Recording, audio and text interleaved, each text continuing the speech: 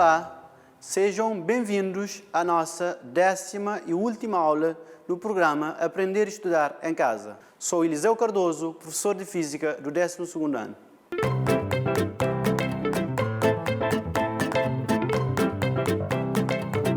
Na nossa última aula, nós falamos de movimento de partícula material sujeita a forças de ligação ou forças de contacto. Hoje vamos continuar a falar do mesmo assunto, só que vamos falar do movimento num plano vertical. Isto é, vamos falar hoje do pêndulo gravítico simples. Não sei se recordam, na última aula nós vimos o movimento do pêndulo cônico, que era este movimento, assim. Hoje nós vamos falar deste movimento.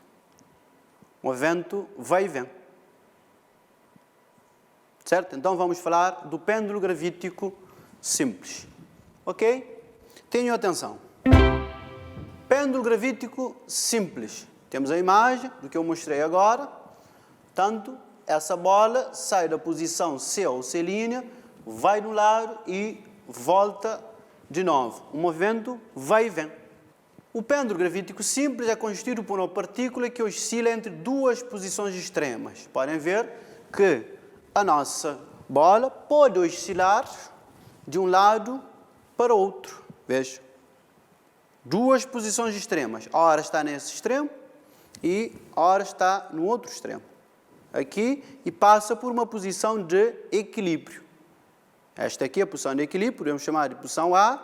Aqui, extremo. Do outro lado, extremo, ou então posições entre equilíbrio e extremo, que são posições que naturalmente nós podemos chamar de posições genéricas, no meio. Então, continuando, nós temos aqui, para as quais o comprimento do fio, temos o comprimento L, faz um ângulo θ com a vertical. Portanto, a partir da posição de equilíbrio, pode fazer ângulo até a posição extrema, que nós denominamos de ângulo máximo, quer dizer, θ máximo. O movimento pendular é um movimento de vai e vem, como já vimos, em torno da posição de equilíbrio A. Nesse movimento pendular, a partícula ocupa as duas posições extremas, para as quais a velocidade se anula. Portanto, na posição extrema, a velocidade é zero. E se dá uma inversão de sentido, anula e volta. Portanto, no movimento vai e vem. O movimento descrito é um movimento circular, só que é circular no plano vertical, de raio L. Portanto, o comprimento do fio é o próprio raio da trajetória. É variado, pois o modo de velocidade varia. Se nós desprezarmos a resistência do ar, as forças que atuam na partícula são o peso, que mantém constante, e a tensão do fio T, que varia em direção e módulo durante o movimento.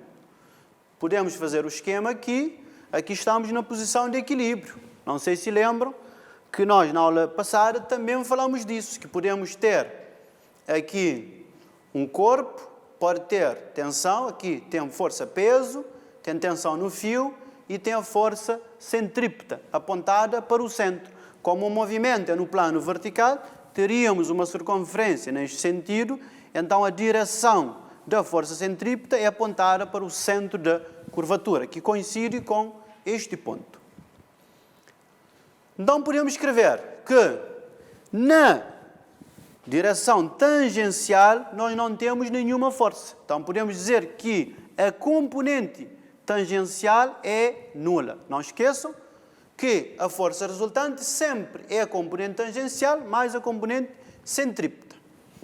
E em relação à força centrípeta, o que é que temos? Temos aqui a tensão e temos o peso, a força-peso. Neste caso, a força centrípeta será a soma da tensão do fio e da força-peso. Naturalmente que, se a força tangencial é nula, significa que a força resultante será apenas a componente centrípeta.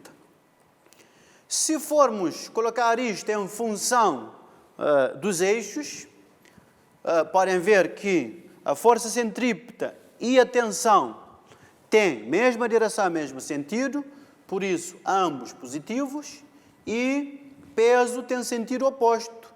Então ela é negativo comparativamente com as outras duas forças.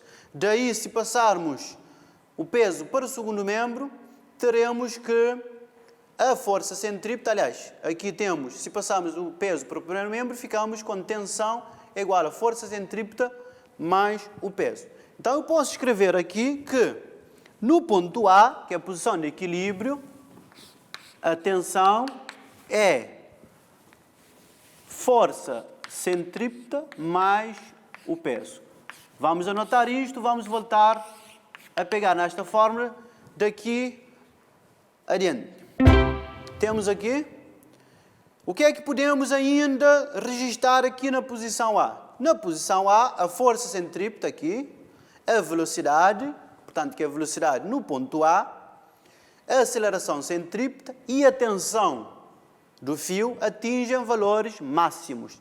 Significa que aqui temos tensão no ponto A é máxima, força centrípeta, aliás, a aceleração centrípeta é máxima e também a velocidade é máxima.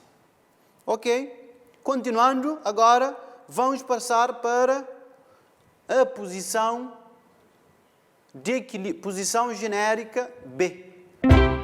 Reparem que aqui temos a posição de equilíbrio e aqui temos a posição extrema. Qualquer ponto aqui, podemos, aqui, acessivamente, podemos chamar de posição genérica B.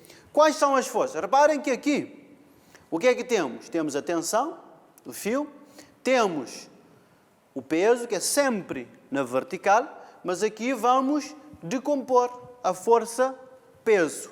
Componente tangencial, e componente tangencial neste sentido, e componente normal. Este ângulo aqui refere-se a este ângulo, então a força resultante vai ser componente centrípeta e componente tangencial, que será a componente, força tangencial neste caso, será a própria componente tangencial. Eu podia escrever aqui, peso tangencial coincide com força tangencial, ou com componente tangencial da força resultante.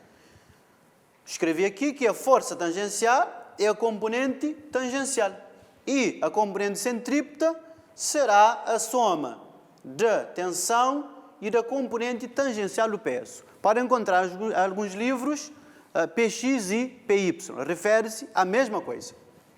E então a força resultante será componente tangencial mais a componente centrípeta. Se formos ver o sentido das forças, podemos escrever que, em termos de módulo, podemos escrever que a força tangencial é igual a peso vezes seno de θ. Vou anotar isto aqui. Força tangencial é igual a peso seno de θ. E podemos, através da segunda expressão, escrever em termos de módulo que força centrípeta, pela mesma razão, força centrípeta e tensão têm o mesmo sentido, ambos são positivos. Componente do peso normal tem sentido contrário, por isso é negativo. Então podemos escrever que, mas componente de peso normal é o quê? Como é cateto adjacente é escrito em função do cosseno, é peso vezes cosseno de θ, então teremos que a tensão no ponto B é igual a força centrípeta mais peso vezes cosseno de θ. E podem verificar que aqui temos componente tangencial, componente centrípeta, então a força resultante não é nada mais, nada menos do que a hipotenusa de um triângulo retângulo. Se eu deslocar isto aqui e colocar aqui, ficamos com hipotenusa ao quadrado é igual a cateto ao quadrado mais cateto ao quadrado. Então teremos força resultante, que esta hipotenusa será cateto Ft, que é a força tangencial ao quadrado, mais força centrípeta ao quadrado. E, finalmente, temos a partícula na posição extrema C. Podia estar deste lado, como do outro lado. A mesma coisa, o que é que temos? Temos tensão, temos peso, que é vertical, e as componentes tangencial e normal. Aqui também podíamos ter escrito aqui, coincide com componente tangencial da força. Eu posso escrever então que força tangencial é o peso tangencial e que a força centrípeta é a soma da tensão mais componente normal do peso. Aqui reparem que a força centrípeta é nula. Por que é nula? A força centrípeta é massa vezes aceleração centrípeta. Mas a aceleração centrípeta é velocidade ao quadrado sobre o raio, que é o L neste caso. Então, se a velocidade é zero, naturalmente a aceleração será zero, logo a força centrípeta será zero. Então, no lugar de força centrípeta, podemos colocar zero. Então, ficamos com zero igual a tensão mais peso normal. Componente, portanto, peso, componente do peso, ou componente normal do peso, melhor dizendo. Então, a força resultante será apenas componente tangencial. Em função de módulo, podemos escrever o quê? Que a força tangencial L igual a peso vezes seno de θ, máximo, aqui. Também este ângulo é igual a este. Podemos determinar componente tangencial como cateto adjacente, aliás, cateto oposto, e componente normal do peso como cateto, portanto, cateto adjacente e componente tangencial como cateto oposto. Daí teremos tensão no ponto C é peso vezes cosseno de θ máximo. E teremos apenas a força tangencial como força resultante. Da mesma forma como escrevemos observação no ponto A, temos no ponto C. O que é que temos no ponto C? Que a força centrípeta, a velocidade e a aceleração centrípeta são nulas. Eu já expliquei há bocado. A tensão do fio tem um valor mínimo. Quer dizer que neste caso temos o valor mínimo. E a aceleração tangencial tem um valor máximo. Resumindo isso, podemos ter tensão E mv ao quadrado sobre L mais G, na posição de equilíbrio. Na posição genérica, tensão é igual a massa Vb ao quadrado sobre L mais G cosseno de θ. E aqui no ponto C temos tensão igual a mg cosseno de θ máximo. E agora juntos vamos demonstrar essas fórmulas de tensão, pegando nas expressões que já tínhamos escritos a partir da decomposição das forças na posição de equilíbrio, na posição genérica e na posição extrema.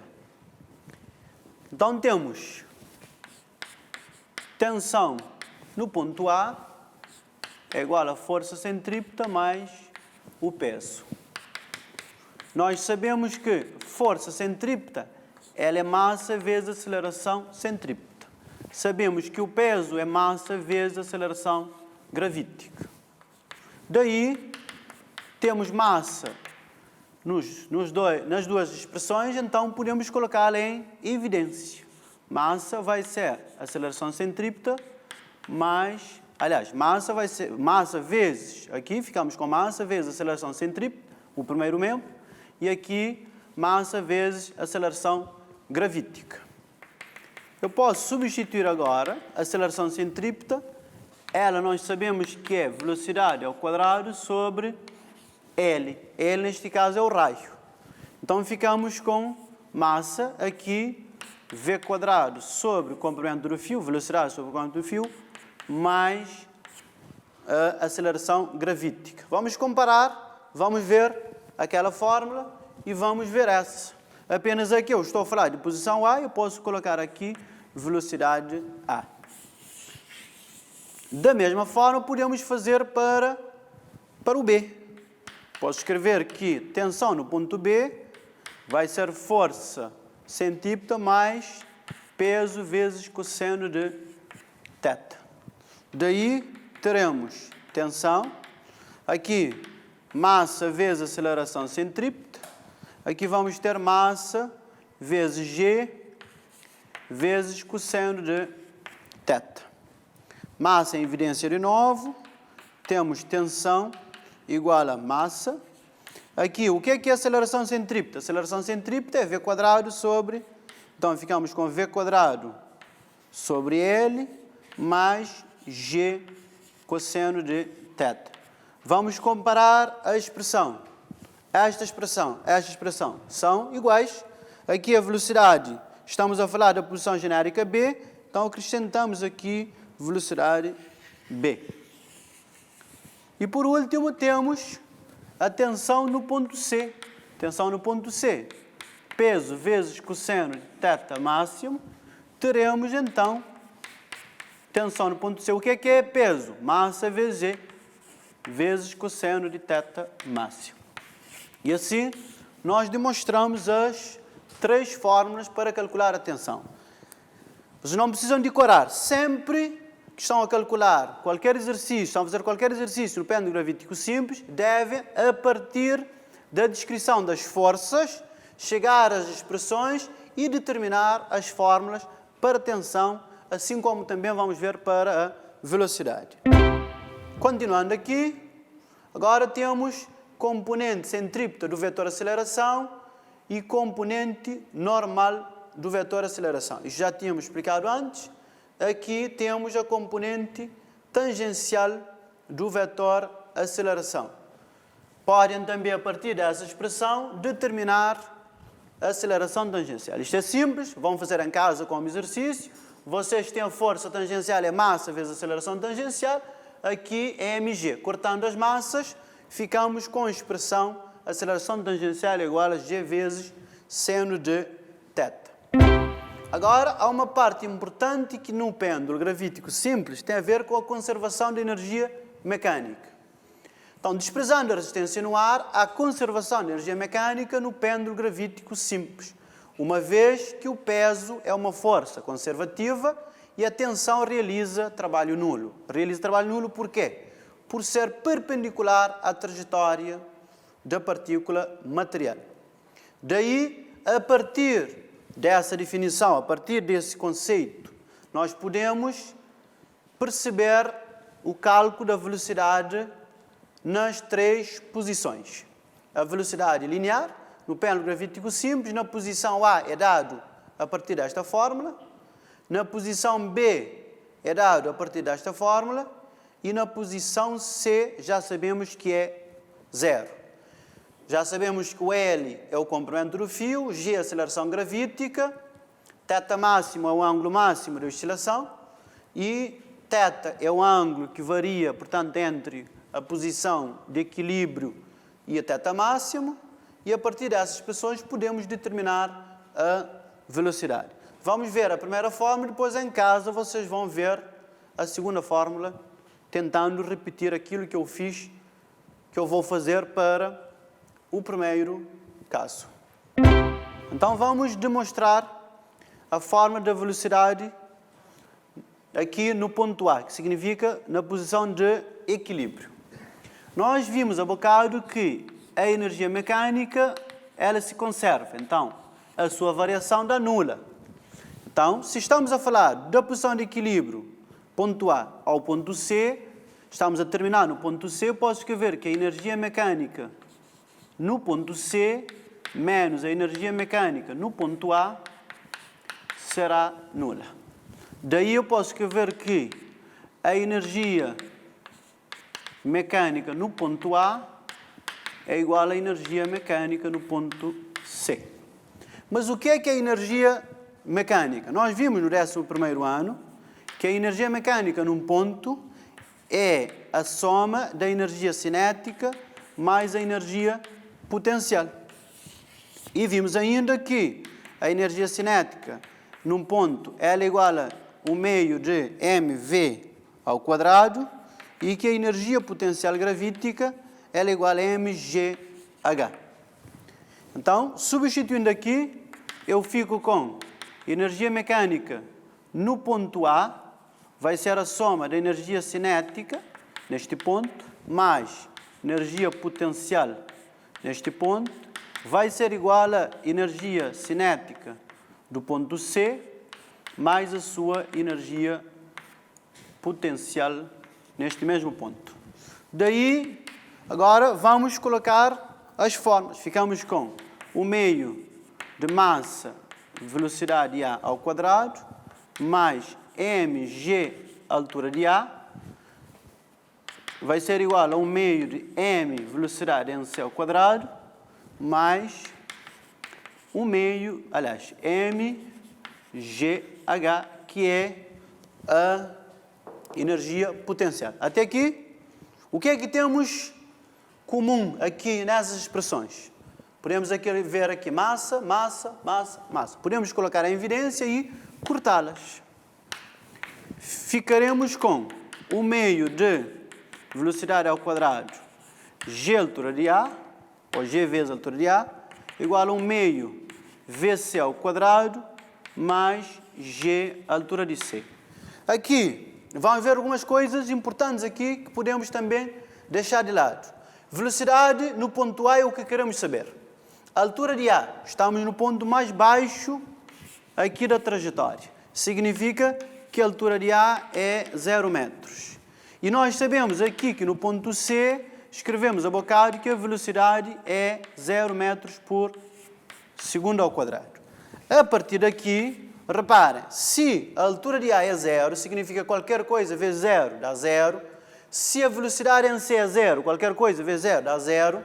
Então, estas duas grandezas aqui passam para 0. Ficamos com o quê? O meio da velocidade A vai ser igual a GH de C. É importante aqui, então, descobrir a altura de C. Então, vamos à figura de novo. O que é que nós temos? Temos aqui θ máximo. Aqui é o comprimento L. Aqui também é o comprimento L. Tudo isto é o comprimento L. Eu posso aqui, temos, a partir daqui, temos a altura de C, aqui. Então, o que é a altura de C? A altura de C vai ser o quê? A altura de C vai ser o quê? Vai ser tudo isto, que é o L, menos o quê? Eu vou chamar este comprimento aqui de X, menos o X. Mas o que é o X? O X, reparem que é cateto aqui adjacente em relação a este ângulo, cuja hipotenusa é o L. Então, eu posso escrever que cosseno de θ é o X sobre o L. Daí, eu tenho que X é L cosseno de θ. Se eu substituir aqui, eu terei L menos o L cosseno de θ. Então, tenho a altura de C. O que é que eu vou fazer? Vou substituir aqui. Fico com VA ao quadrado. Se eu passar o meio para o segundo membro, fica 2 sobre 1. Então, terei 2GH de C. Substituindo o valor de H de C, vamos pegar aqui. L menos L cosseno de θ. Neste caso, cosseno de θ máximo. Vamos colocar, porque repara, o ângulo é máximo. Podemos escrever aqui cosseno de θ máximo. Aqui, cosseno de θ máximo. Estamos a falar do ângulo máximo. Então, teremos o quê? Teremos 2G L menos L cosseno de θ máximo. Se eu tirar o L para fora, temos aqui que podemos colocar em evidência. Ficamos com VA é igual a raiz de 2GL 1 menos cosseno de θ máximo. Agora vamos comparar esta forma juntos. Vamos ver aqui. Temos VA, que temos VA. Temos 2GL, 2 vezes gravidade vezes aceleração gravítica vezes o comprimento.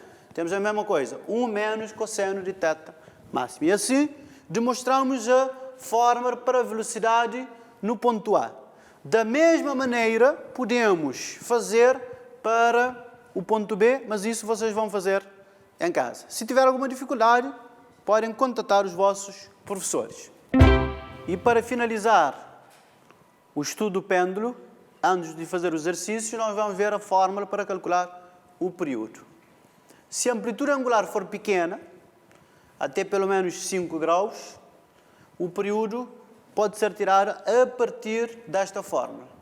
2π raiz de L sobre G. Portanto, o comprimento do fio e gravidade. Podem ver que π é constante, a aceleração gravítica é constante, então o período dependerá apenas do comprimento do fio.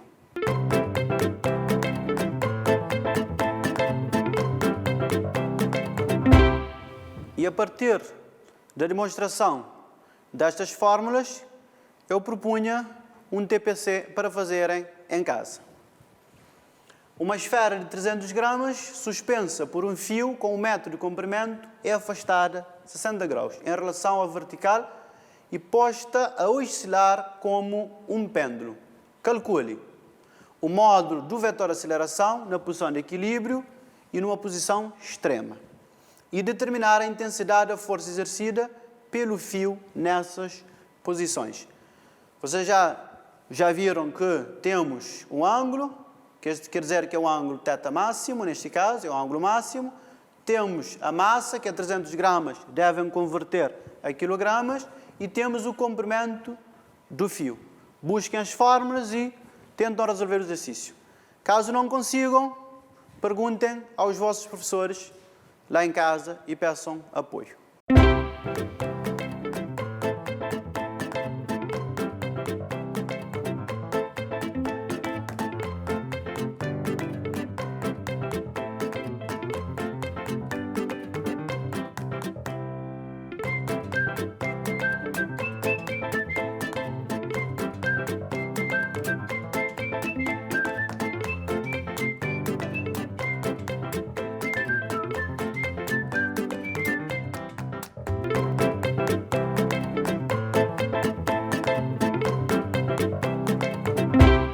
Estamos a chegar ao final da nossa aula, vamos recordar aquilo que vimos hoje.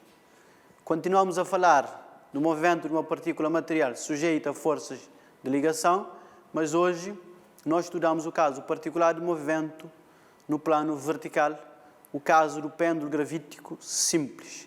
Nós vimos que o movimento do pêndulo gravítico simples é este movimento, aqui.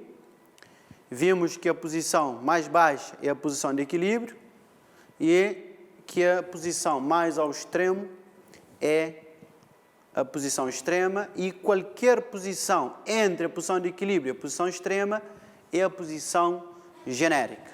E nós vimos como calcular as velocidades nestas posições e como também calcular os valores da tensão nestas posições. Assim também vimos como calcular a aceleração a partir das componentes normal e componente tangencial. E assim chegamos ao final da 10ª aula de Física no programa Aprender e Estudar em Casa. Foi um prazer trabalhar convosco durante esse tempo. Gostaria de agradecer a todos os pais encarregados de educação, vocês, alunos, colegas professores, que juntamente trabalhamos durante esse tempo. Vai um agradecimento especial ao Ministério da Educação, a alguns professores e à equipa que esteve atrás na produção dessas aulas. Até uma próxima. Tchau.